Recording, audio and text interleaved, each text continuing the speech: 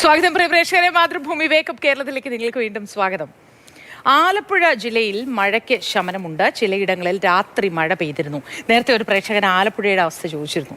ചെങ്ങന്നൂരിലടക്കം വെള്ളം കയറിയ ഇടങ്ങളിൽ ജലനിരപ്പ് ക്രമാതീതമായി ഉയരുന്നില്ല എന്നത് ആശ്വാസകരമാണ്. ആലപ്പുഴ ചങ്ങനാശ്ശേരി റോഡിൽ മാങ്കൊമ്പിൽ വെള്ളക്കെട്ട് ഒഴിഞ്ഞിട്ടില്ല. രഘുനാഥ് നാരായണൻ അവിടെ നിന്നുള്ള വിവരങ്ങൾ പങ്കുവയ്ക്കും. Raghu, good morning.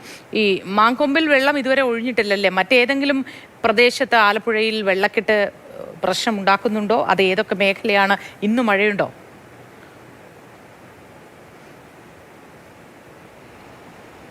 ആലപ്പുഴ ജില്ലയിലെ ഭൂരിഭാഗം റോഡുകളുടെയും അവസ്ഥ ഏറെക്കുറെ ഇതാണ്. പലയിടങ്ങളിലും ഇതേപോലെ വെള്ളക്കെട്ടുണ്ട്. ഗതാഗതം പൂർണ്ണമായി നിരോധിച്ചിട്ടില്ലെന്നേ ഉള്ളൂ, അല്ലെങ്കിൽ ഗതാഗതം പൂർണ്ണമായി മുടങ്ങിയിട്ടില്ലെന്നേ ഉള്ളൂ. നമുക്ക് ദൃശ്യങ്ങളിൽ നിന്നാണ് KSRTC ബസ്സൊക്കെ പോകുന്നുണ്ട്. വലിയ വണ്ടികൾക്കൊന്നും വലിയ കുഴപ്പമില്ല. പക്ഷേ ചെറിയ വണ്ടികളൊക്കെ, കാറും ചില ബൈക്കുകളും ഒക്കെ ചില സമയങ്ങളിലൊക്കെ വന്ന് ഈ വെള്ളത്തിൽ കുടുങ്ങിപ്പോകുന്നത് നമ്മൾ തന്നെ പലതവണ ദൃശ്യങ്ങളിൽ കാണിച്ചിട്ടുള്ളതാണ്.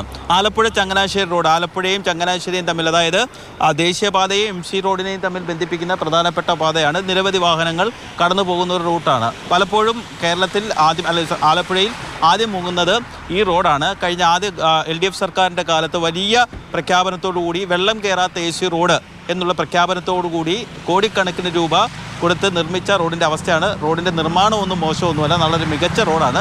പക്ഷേ നമ്മൾ ഈ കേരളത്തിൻ്റെ ആരോഗ്യരംഗം അമേരിക്കൻ മോഡൽ എന്നൊക്കെ പറയുന്നത് പോലെ വെള്ളം കയറാത്ത AC റോഡെന്നൊക്കെ ഒരു പ്രഖ്യാപനം നടത്തിയതിൻ്റെ പ്രശ്നമാണ്. റോഡ് നല്ല രീതിയിൽ പണിതിട്ടുണ്ട്, പക്ഷേ AC റോഡിൽ ഇപ്പോഴും വെള്ളം കയറുന്നുണ്ട് എന്നുള്ളതാണ് യാഥാർത്ഥ്യമായിട്ടുള്ള വസ്തുത.